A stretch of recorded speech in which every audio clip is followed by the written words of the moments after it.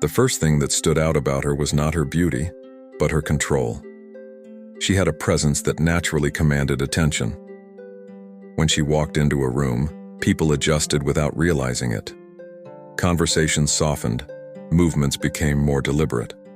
Her name was Elena Vargas. The authority in the room observed carefully, never revealing more than she intended. At that time, life was simple. Work was predictable, structured, and safe. It followed a rhythm without complications. Being unnoticed was comfortable. It allowed focus and control. But her arrival disrupted that quiet balance. It wasn't loud or dramatic. It was subtle, almost unnoticeable, yet powerful enough to slowly change everything. What began as admiration felt natural. It made sense to respect someone who carried themselves with such precision and confidence. She was composed, intelligent, and emotionally distant, seeming almost untouchable. But admiration has a limit. Somewhere along the way, that limit was crossed without permission or awareness. It became something deeper, something harder to define, something that stayed longer than it should. Small interactions began to hold more weight. Moments that should have been insignificant started replaying in memory. The way she paused before responding, as if carefully choosing not only her words but the version of herself she allowed others to see. The way her attention lingered slightly longer during conversations. These details slowly built a connection that neither of them acknowledged out loud. Everything shifted one quiet evening when the office was nearly empty. The stillness of the building created a different kind of space where the usual boundaries felt less rigid. That was when she appeared, not in her usual composed form, but in a more human, less guarded version of herself. There was no urgency, no professional agenda. It was simply two people existing in the same space without expectation. From that moment, the dynamic changed. It was not something that could be easily explained or identified. It wasn't obvious to others, and it wasn't something that could be openly discussed. But it was there, quietly growing beneath the surface. She began to involve him in ways that extended beyond professional necessity. Meetings, decisions, conversations, all carried a subtle shift in tone, as if something unspoken had been acknowledged. What made it more intense was the absence of action. No clear lines crossed, no visible boundaries broken. Yet the connection itself felt more powerful than anything physical could have been.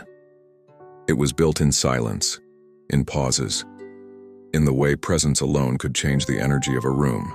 It became impossible to ignore, yet equally impossible to confront. Over time, the awareness of it grew heavier. It was no longer just a feeling. It was a reality that complicated everything. There were expectations, responsibilities, and consequences tied to their positions. She had built her life on discipline and control, on making decisions that aligned with long-term success rather than temporary emotions. This connection stood in direct contrast. The turning point came on another quiet night, when the world outside was reduced to rain and reflections. The office once again felt like a different place, isolated, almost detached from reality. In that moment, the conversation shifted away from work and into something deeper. It was no longer about tasks, but about the internal conflict of living between who one is expected to be and who one actually feels like.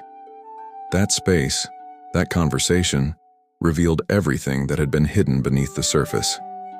It became clear that this was not one-sided. It was mutual, undeniable, and real. Yet acting on it would disrupt careers, reputations, and their structured lives. What happened that night was not defined by physical action, but by realization. The boundary they thought existed had disappeared. What remained was the awareness of it, and the weight that came with knowing there was no way to return to what things were before. After that, everything became more complicated. On the surface, nothing changed. Work continued, interactions remained professional, and the outside world saw no difference. But beneath that surface, every glance carried meaning, every silence held tension, and every moment together felt heavier than it should. Reality, however, does not bend, simply because something feels right.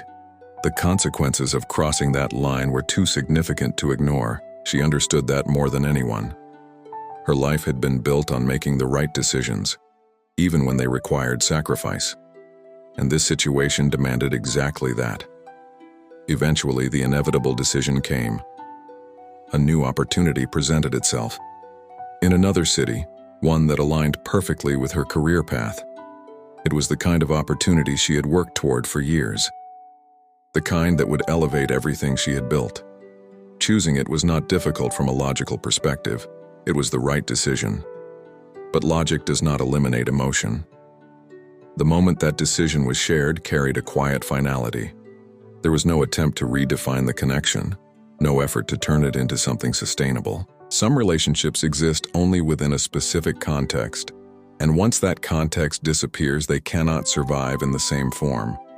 What made it even more profound was the understanding that neither of them had intended for this to happen. It was never part of the plan. It wasn't something either of them sought out.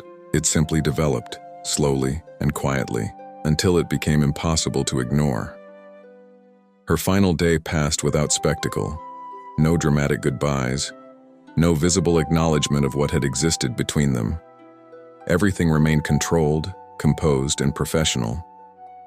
To everyone else, it was just another departure. But beneath that surface, there was something unfinished.